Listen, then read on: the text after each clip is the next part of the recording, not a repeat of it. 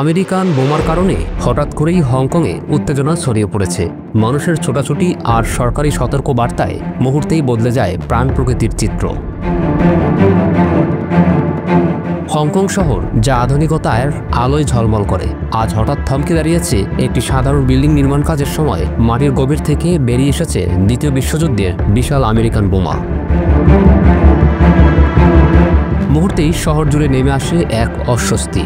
মানুষ বুঝতে পারে অতীতের রক্তক্ষয়ী দিনগুলো এখনও যেন পুরোপুরি শেষ হয়ে যায়নি। শতবর্ষ পেরিয়ে গেলেও যুদ্ধের ক্ষত আজও দাগ কেটে আছে নগরীর মাটির গভীরে। বোমাটি উদ্ধার হওয়ার পরপরই কর্তৃপক্ষ জরুরি নির্দেশ জারি করে। জনবহুল কোয়ারি বে এলাকার রাস্তাঘাট ফাঁকা হয়ে যায় মুহূর্তেই। শিশু থেকে বৃদ্ধ সবাইকে দ্রুত সরিয়ে নেওয়া হয় নিরাপদ আশ্রয়ে। শহরের স্বাভাবিক জীবন থমকে দাঁড়ায়, যেন সময় হঠাৎ করে থেমে গেছে। নিরাপত্তা বাহিনী জানিয়েছে উদ্ধার হওয়া বোমাটির দৈর্ঘ্য প্রায় 1.5 মিটার এবং ওজন প্রায় 400 কেজি। এটি এমন একটি বোমা যা সামান্য ভুলেই ভয়াবহ বিস্ফোরণ ঘটাতে পারে। তাই এর নিষ্ক্রিয়করণে প্রয়োজন হয় বিশেষজ্ঞদের সূক্ষ্ম দক্ষতা ও প্রচণ্ড ধৈর্যের। প্রায় 6000 মানুষকে সরিয়ে নেওয়ার পর শুরু হয় বোমা নিষ্ক্রিয় করার জটিল প্রক্রিয়া।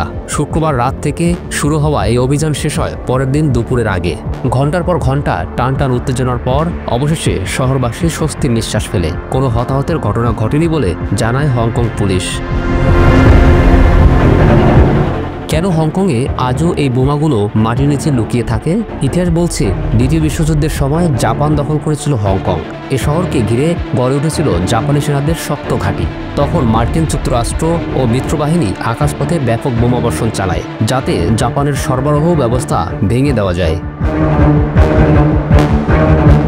আজও সেই যুদ্ধের অনিচ্ছাকৃত উত্তরাধিকার হিসেবে মাঝে মাঝে মাটির নিচ থেকে উঠে আসে এই বোমা। প্রতিবারই এই আবিষ্কার মানুষকে মনে করিয়ে দেয়, যুদ্ধ শুধু ইতিহাসের বইয়ে সীমাবদ্ধ থাকে না, এর প্রভাব ছড়িয়ে পড়ে প্রজন্মের পর প্রজন্ম ধরে।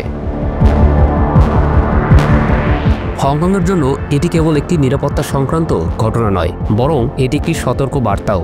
অতীতকে যতই ভুলতে চাই না কেন, তার ছায়া এখনও বর্তমানের ভেতর বেঁচে থাকে।